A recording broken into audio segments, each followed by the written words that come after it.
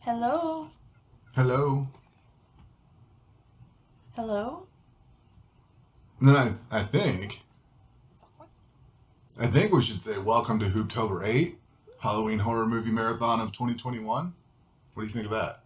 That sounds fine. Does that sound like a good intro? Yeah, we'll go with it. You want to do a whoosh? So the first movie we watched was Invasion of the Body Snatchers from 1956, and it is an old black and white movie. And I was kind of excited for it myself. I don't know about you. Probably black and white's not your thing. But I was excited to watch Invasion of the Body Snatchers finally, because it's one of those movies you hear about your whole life, and I had never watched it. But I don't think we watched the one that everything is really known for. I think the 70s one is the one that's really known for. I made a mistake in the original video.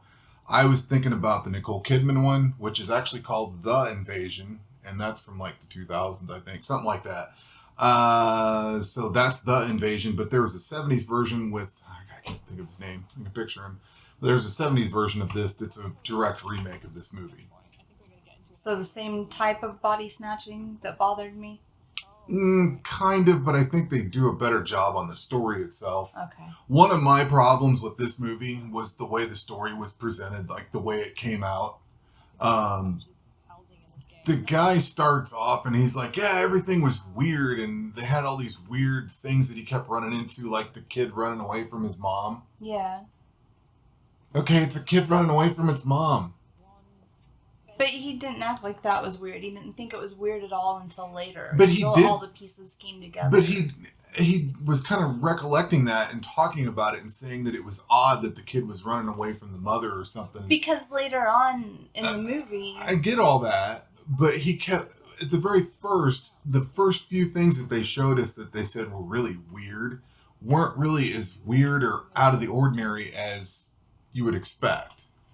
I know where it got to, but just the way it started was rough because it didn't feel that odd to me. It didn't bother me because I think he was just tying it all together since he was talking about it after the whole thing happened. What bothered me was that they weren't really body snatchers. Yeah, they were just pods. Yeah. They weren't crawling into bodies that already existed. They kind of did. Which is what they regrew the bodies.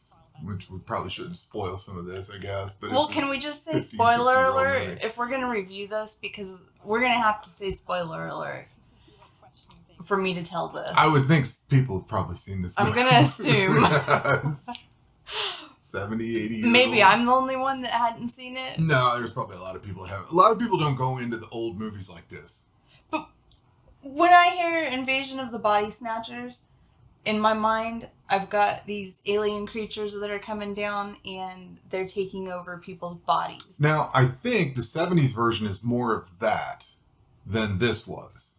Okay. They're not dropping... I think the invasion was... No, it's not pea pods that fall out of outer space. And they're not just wasting a freaking human body that suddenly exists for no reason and forming a new one for no reason. Yeah, that was There's weird. There's a perfectly good body there. There's a perfectly good body. That was the other thing that I had an issue with. And they never explain why they don't use that one. Well, that was the other thing that I had an issue with is when they found the dude on the pool table. Yeah. Like early on, they found just this no blank fingerprints, thing. no... Well, but it was a blank. It was a copy that was in the process of forming the other guy.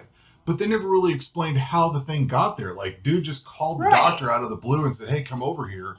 And they never really explained why this body just ended up on this billiard table. That was where I had all those issues. Yeah. They got all this weird stuff happening, but they didn't, and it's not that they needed to explain it. They just did a poor job of leading into it. You know, it's like, hey, doc, there's this weird copy of a human over here. And it made me think did you find him in the dumpster? Where'd he come from? I thought I wasn't paying attention, possibly, and missed something. That's what I mean by the little kid running and all that stuff. It was just I was paying attention. Yeah, but none of it really seemed to make a whole lot of sense the way it was presented. That's what it was choppy. Very, very choppy. There were chunks left out that needed to be explained better, and there were things in the movie that just didn't need to be there at all. They could have cut out and done it a whole different way, I think. But I was okay with that. I don't think they needed to grow themselves. But that's kind of part of the whole movie on how they found I think they should have called it something different than not the Body Snatchers. Well, like Invasion of the Pod People. I think there is a movie called that. Well, they should have got a little more creative than me then. But this is a 70s movie that we need to watch at some point, and I gave this 3 out of 5 stars. That's my bone stock. I enjoyed it, but it's not great thing. I actually don't have my Letterboxd open, and I don't remember what I gave it. I think I might have given it a 2.5. So fair close. Enough. Maybe a 2, but I think maybe 2.5. Because I honestly really did like the doctor. I liked the actor. Yeah. I liked the Kevin McCarthy. Yeah, he was really earnest and cute. He did a really good job. I really liked his character, and I liked a lot of the things that they did with him. It's just the way the story was put together. And I kind of liked the love story with the girlfriend. I know you didn't like that, but it was okay. The 70s one, I think I have seen the 70s one. I think I know certain things that happened. I know things about it, so I think I've seen it, but I'm not entirely sure. It's been so long ago. Well, we're not reviewing the 70s one. No, so but they changed what you're just talking about with the relationship. They changed some things about that in the remake, I think, if memory serves. Okay. It's not a direct replacement of this. I would watch the remake just hoping that they changed some things. Yeah, I think it's pretty good. Yeah. It's worth watching at least. So that was Invasion of the Body Snatchers from 1956. Now, the next one we watched was The Hound of the Baskervilles from 1959. This one was an actual color movie. This was a Hammer horror film. It's UK, so it covers a few things. It's got Peter Cushing in it, and it's got Christopher Lee. And Peter Cushing plays Sherlock Holmes. Yeah, got the right people at the right thing. I honestly don't know who plays what because I thought those two guys looked alike through the entire movie. No, I thought they were both tall and skinny. Christopher Lee's the real tall guy. Peter Cushing's the real gaunt-looking guy. He's there on the picture you can look at right there. The guy on the right with the gun. That's Peter Cushing. He always looks like that no matter what he does. And Christopher Lee's really tall, dark-haired guy. We could have watched the Dracula version with Christopher Lee. Yeah. For my birth year, but we tossed that one for whatever reason. It was extra, so we put something else in its place. This movie I thought was okay. Nothing exciting about this. This was really dry and kind of boring, actually. Are you agreeing with me? Yeah. Why wouldn't I? I didn't know that you were going to agree with me on this. I did not like this movie. I didn't hate it. I'll just say it right now. I gave this one 3 out of 5 stars. It's my bone stock normal. Why would you give it 3 out of 5 when it was dry and boring? Because 3 out of 5 is it's a good film. I respect it, and that's it. I didn't find it horrible enough to say, oh my God, I need to go lower. That's my middle. But if I give something a 2.5, that doesn't mean I don't respect it. No, I mean, it's your score. Maybe I gave Body Snatchers bigger than 2.5 then, because I actually liked the doctor in that. Your score will be whatever you want to give I'm it. still getting used to how I'm scoring, I guess. And it takes a while to get the scoring down, and you will change your mind. Like, I've watched movies, like, I've gone through and I've watched really killer movies, and then I've gone back and watched some other movies, and I've been, oh, yeah, that's a lower score than I originally gave it. So your scores will change over time. Mine, if I watch the movie and I enjoy it and I think, oh, it's not terrible. I mean, I thought this was well produced. The characters were all really solid. The effects for the 1950s with the scenery that they had and all the effects and everything, I really liked all of that. So I didn't have a need to take away points on it, but it wasn't a great movie either. It was kind of boring. I didn't really care for... I took away points for the boring. Right. And you will. It's almost unfair, I think, because I went into it knowing that I don't like Sherlock Holmes, and I never have. Like, I grew up wanting to like him, and I've never liked him. I don't like... Well, I think some of Sherlock Holmes stuff is is pretty cool, and I think some of it's kind of boring. And I think this is the boring. I think that he's dry and he's pompous, and that's supposed to be his character. Right. But he's unlikable to me, so I can't hardly get through the films. Yeah, they're an acquired taste. So. What'd you give it? I think I give it a 2. And I think I gave it a 2 because I gave it points for the scenery and the directing, stuff like that. Like you said, it wasn't like a really B movie. No, it wasn't a bad movie at all. It just wasn't. I didn't like great. The movie, and I thought it was boring. It didn't hold my attention. I really did find myself wondering. Yeah, over and over. I find that if I'm pulling out my phone and reading stuff, that I'm not into the movie at all. That's not necessarily true for me, because I can pull out my phone even when I'm into it. Yeah, I know, you're reading your phone all the time. But for me... With this one, I was into my phone and not into the movie. Yeah, if I'm digging out my phone and looking at stuff, then I'm not into the movie. I did have one favorite line to it, though. And it's not just because it was the last line. Because it was the last line. It's not just because it was the last line. And I won't even make it a spoiler, I guess. I just liked it. I liked how he said... Well, you want me to say it? Yeah, why not? Whenever the guy said, so how did you know that it was a real dog and not just But I don't think you're going to ruin this movie. Any more than the movie. Well, maybe not everybody knew that there were real dogs in it. And he says, so how did you know that it was that and not just a... Well, it was the biscuit treats they had sitting on the counter. Yeah, that, and he says, well, of course I knew, because he was missing a shoe. A boot. At the very beginning, when whenever the guy's walking around looking for his lost boot, that part kind of cracked me up. And I don't know why, but that was the only part of the movie that I liked all. You've lost me. You don't even remember that? No. Don't remember it at all. That he had lost a boot? I remember he lost a boot, and I remember and then Holmes the said spider that at the very thing. End of it. Hey, there wasn't a spider in this movie. You didn't like my arachnophobe reference. No, his arachnophobe reference was to the inaccurate. list. To the list I itself. changed the name of my list. But there was a spider in this movie, so I'm good. I'm happy with it. The spider was very minor part of this movie, and a minuscule part of this entire list. So, unfortunately, that is your first entry into the Hammer films. Yeah. They do get better. But I didn't look at that as a Hammer film. I looked at that as a Sherlock film. Holmes, yeah. I've watched more Hammer films. That's the thing they do a good job with, I think, is taking the original source material and you know these are Hammer films based on going into it, but like they do Dracula and the Mummy and stuff like that, they put their own spin on everything. It's still the Mummy. It's not like Hammer's Mummy. Yeah. You know, it's the Mummy and made by Hammer. So they have a distinct feel, but it's not like something that you would necessarily know that it's Hammer, I think. Like, I'd have to watch another one I need to watch 2 or 3, I guess, just to see if there's a signature of some kind. I'm sure there is, but I don't ever... Out of the ones that I've watched, and I haven't really watched a whole ton of them, but out of the Hammer films that I've watched, I don't think that there's one that I'd say, oh yeah, that's Hammer. Yeah. Aside from Peter Cushing and Christopher Lee, because they're in like almost all of them. Seems like, anyway. But at any rate, that was Hound of the Baskervilles. I don't think we really dug it very much. So that was that one. Yep. Move on. Whoosh.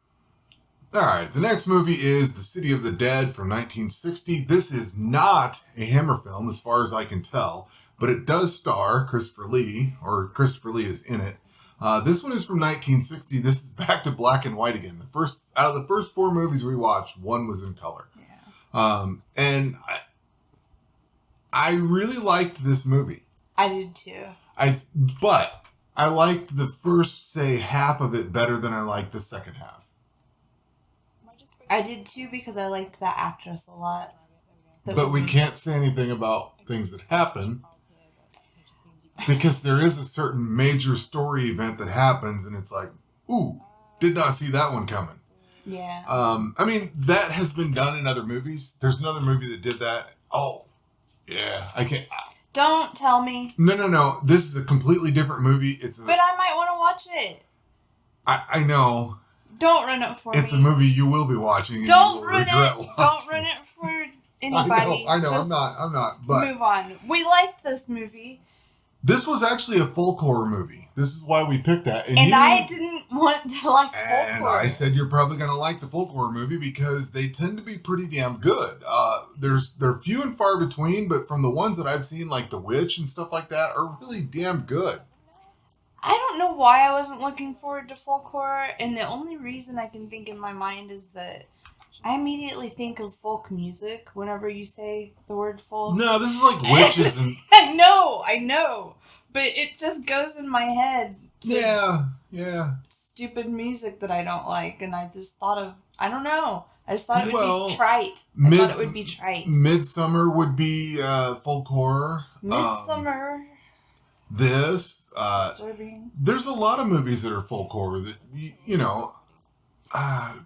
Anyway, I liked this folk horror, and I liked that it was black and white. I think the black and white was a huge part of this movie. I loved the camera play. But you need to see Night of the Hunter, because Night of the Hunter does a fantastic job of using black and white. But did you just cut me off when I was reviewing the movie we actually watched? Yes, I did, because I just wanted to point out that this movie did a good job with the black and white, but you really need to see Night of the Hunter, because that one is far better that was one of the things I didn't like about this, is that it didn't do enough with the black and white and the things that it could have done. Did you notice the things that it did do? Did you notice in the car when she's innocent and bright and vibrant and half of her face is in shadow and darkness and the other half is bright, and just a lot of symbolic stuff if you really paid attention to the shadows in the dark. Oh, I know. And they could have done a little bit more. Like, they kind of got into more traditional film as they went through the little village and everything. It got just more into traditional film kind of stuff, as opposed to more of what you were talking about there with the shadows and everything. Here's a building and all that. They could have done a little bit more with that. And that's where this made me want to watch Night of the Hunter, because they did a lot of that in Night of the Hunter, where they showed some silhouettes and things like that. And they stopped short. Like, if you look at the picture that's on the screen right now, of these pilgrims walking through, this was kind of in the opening scene where they're burning the witch and everything. Yeah. They could have done more like that. The ending was amazing too, though. Yeah. I loved and then the fire shooting out of an entire... Visually, they could have done a little bit more with the black and white. That's where it kind of left me a little bit dry. I like this overall. I like the story. I liked how they did a lot of things. I just think the presentation could have been a little bit better. I was happy with it. I liked it. I enjoyed watching it. I didn't feel like I needed to sit back and criticize a lot of things about it, honestly. I just enjoyed watching it. No, if anything, I enjoyed the story, and it was suspenseful for me. I didn't know what was going to happen. That was another thing. Yeah, you really have no idea what's going on. Like, you think they're going to do certain things, and then it changes. Yeah. I was surprised by the ending. I honestly don't remember the ending necessarily, but I kind of got hung up on that big change in the middle. Yeah. And then that's kind of where I dropped off, because I was like, Well, that bothered me a little bit, because I wasn't as crazy. There's some unexpected stuff going on. Boom. But it was still, overall, I just really liked it. And when it got over with, it was one of those movies where I was like, that was a really good movie. And I'm glad I watched that. What was your star rating? That's fine. It might have been 3.5 too. Because I think I'm moving up slowly, even though I like this so much. I know that the modern movies and stuff, compared to, say, if I was going to rate The Shining or something, I would. I don't think I gave it 4 stars. I don't remember. This or The Shining? The Shining? I would give The Shining probably 5 stars. Probably a good score, because I think that's what I gave it. But, like, if you see, you can't. Here's one thing I've learned in my whole journey with film and Letterboxd and actually reviewing everything. You will see movies that, these are old crappy movies, and then you go watch them and you're like, holy shit, that is like an amazing movie, and you'll give it 5 stars. Like Night of the Hunter, I gave 4 stars. I really want to see that again. What did I give it? I know I keep talking about Night of the Hunter, but this reminds me of that. The way they used the black and white and the silhouettes and everything. It just made me want to go see Night of the Hunter again. And I gave that one 4 stars, knowing that I wanted to rewatch it again. Mm-hmm. That was an amazing movie. And a lot of people regard that super high. I wasn't necessarily feeling 5 stars out of it. It felt really cool. Like, oh my God, that's awesome. But it wasn't like 5 star. I only gave it 3. And I thought it was really a high score when I gave it 3. Well, because I didn't say a single bad thing about it. I said really great things about it. Well, this is a beautiful review. Well, and that's fine. That is perfectly fine. Maybe I need to rescore everything. Well, if we ever watch this again, you'll have your chance to rescore it. I gave Hound of the Baskervilles 1 star. Hey, that's perfectly fine. That is valid. And I gave Invasion of Body Snatchers only 2.5. That's okay. But I liked that one too, except for the end. Well, your star ratings will be up and coming. They'll develop over time. Yeah, Let's hope they develop. So that was City of the Dead from 1960, and we'll go on to the next one. All right, the next movie we watched was The Haunting from 1963. You trying to block my light? No, I'm just adjusting. Just adjusting. I'm making sure your light's good. But look at that glow. Jesus. Okay, go on. What were you saying? I don't know. What were we talking about? I haven't reviewed this yet. All right. I was trying to get around that. Whoosh. You're taking that whole thing out? Yeah, why not? I thought it was funny. Okay. All right. The next movie is The Haunting from 1963. The very first thing about this movie is that it, like, right from the beginning, you said you'd never seen these, but it totally reminded me of Scary Movie 2 and Rose Red. Right off the gate. But I had read the book, so I knew what this was. You read the Haunting book? The original, Jackson, yeah. Yeah. So, come to find out, I did a little bit of research because I'm like, man, that is... For a short story, I think. I'm like, that is so Rose Red. And I did a little reading. I'm like, he had to have stolen that. But I thought it was like Stephen King did... I've probably seen Rose Red, too, and I don't remember it. We're going to watch it again because I have it. I want to watch it again. But Stephen King adapted that. I thought he had actually wrote it, but he took this story and then remade it reimagined it as Rose Red. And the premise of Rose Red is kind of similar to this one. You've got a collection of people that are like psychic or spiritual or whatever, and they're brought into Hill House, and they're supposed to try to find the ghost or whatever. And that's kind of how Rose Red was. I loved Rose Red. I thought that was fantastic. I should also add, I think this is from the UK. It's like a whole bunch of British films right in a row. Yeah, it was. This is also a haunted house film. So this actually was a haunted house film. One of the difficult things I have finding movies is stuff that is what it says it is, and this is what it says it is. It was nothing but a haunted house film. Yeah, it was good. I really like this a lot. I'll just tell you right now, I gave this one 3.5 stars. I didn't think it was fantastic. I liked it. I liked that it reminded me of these other movies, but it wasn't a great film. I liked it a lot. But hang on, you did not actually review this yet, right? No. So the thoughts you're about to come up with are kind of original, right? And off the top of my head, and I have to try to remember the movie, which isn't a bad thing. That's kind of why I wanted to do this review like this, because you said you hadn't reviewed it. So as we talk about it, I figured it'd be kind of neat. Well, I'm afraid I'm remembering. I think it was so familiar to me because I read the short story and I watched The Haunting of Hill House on Netflix. So there were a lot of pieces of this that were really familiar, and I just loved how they... But once again, I've seen Scary Movie 2 and Rose Red, and I kept thinking those two movies while I'm watching this. So that's not really anything different. And that's another difficult thing. I know you read the original book, which was out before this, but... a lot of these older movies have been remade in modern times. Well, and I don't remember how close to the book Probably it is because not. I've watched the Netflix. Probably not very much at all. But the thing is, a lot of these have been redone, reimagined, remade. The scene on the staircase, though, like that was so familiar to me, and parts of it were so familiar. I like the house. I loved the house. The house was really well done. It was straight up Scary Movie 2's house. Crazy. I'm not gonna lie, I had a nightmare about the house.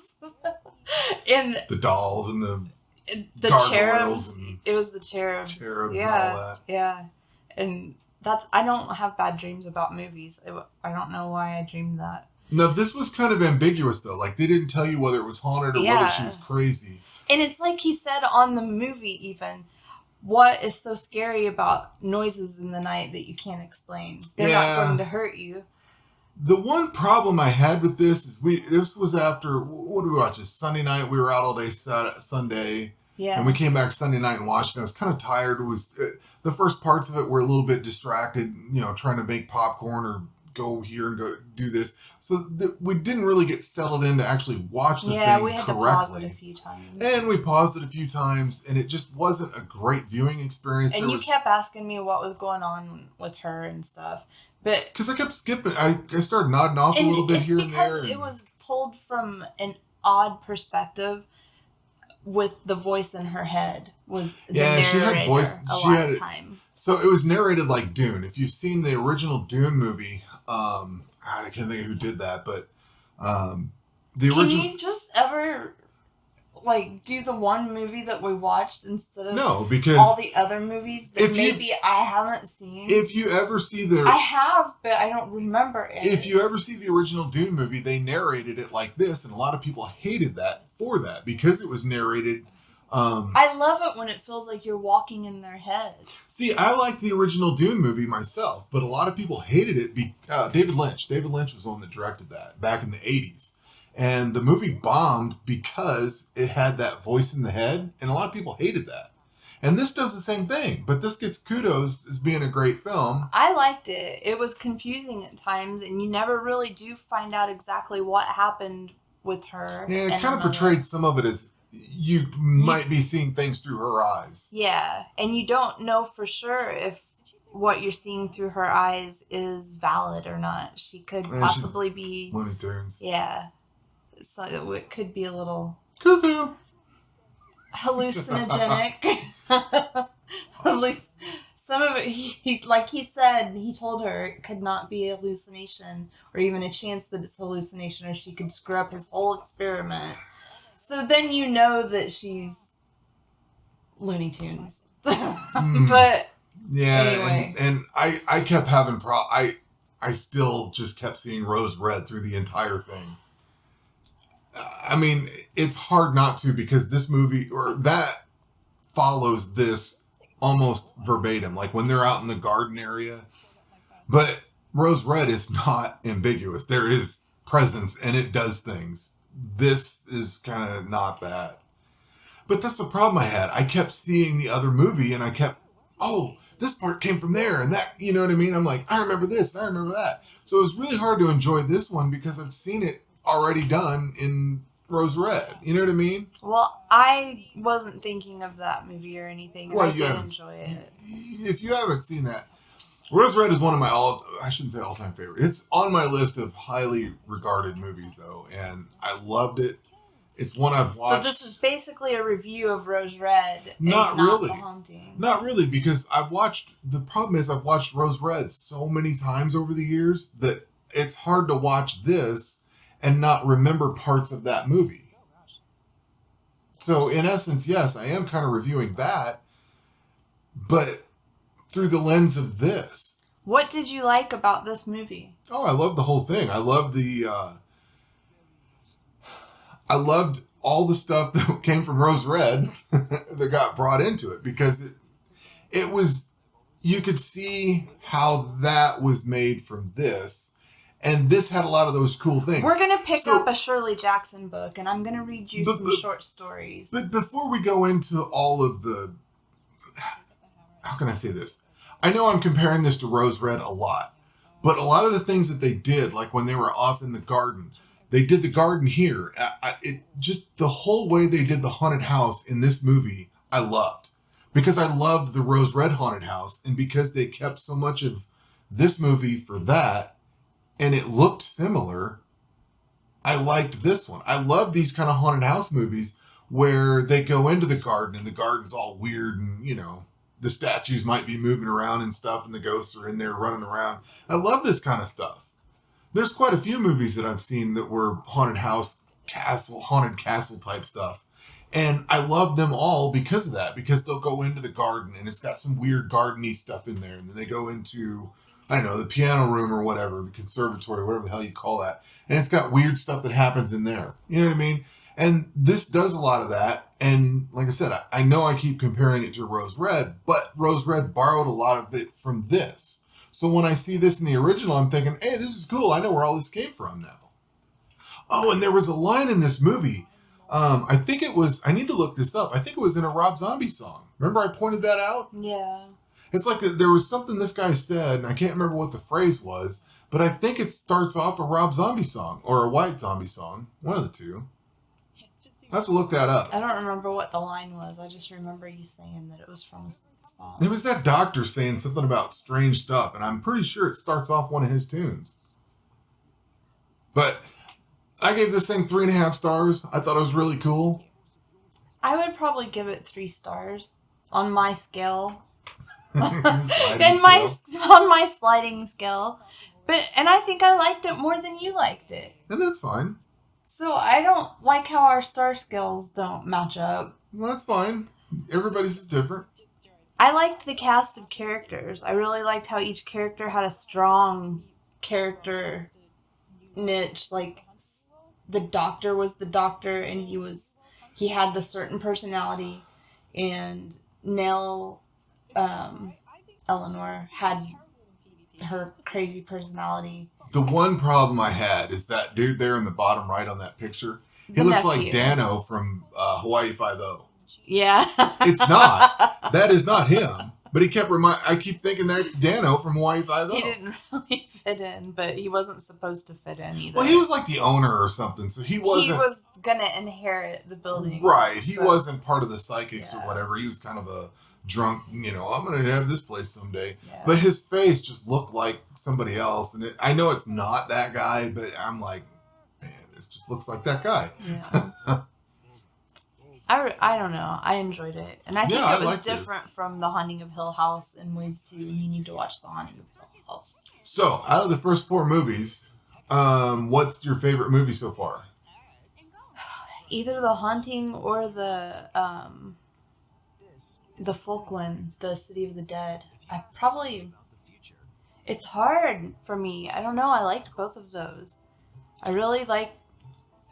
I think I'm going to go with this one. I think I would go with The Haunting because of what it reminds me of Scary Movie 2 and Rose Red, because those are 2 of my all-time favorite movies. Well, I like it because I loved Shirley Jackson, I loved the book, and I loved the other remake, and I loved seeing this old thing, but I was also really surprised by the folk one, and I really liked the black and white. What I would love to see is City of the Dead remade, but violent. Like modern violent movie. Of course you would. Mm-hmm. In black and white? Or with red blood spurting everywhere? If they made, I'd take either one, but if they made that with this, like last year I watched Human Centipede 2, which is in black and white. Yes. That thing is so crisp and sharp, like it is a violent movie, and because it's in black and white, it makes it almost dirtier and nastier. If they remade that City of the Dead movie in that style with that kind of camera work, I would love it. I thought that was awesome. Or lean hard into Night of the Hunter kind of silhouette style, lean more into that. That's when black and white really shines. Not just because it's black and white, but because they lean into it and use it well. All right, so that was The Haunting from 1963. Whoosh. No, we need to look at the camera. We need to say something about bye. Catch you on the flip side. Bye. Bye. Bye. Be good. Love you.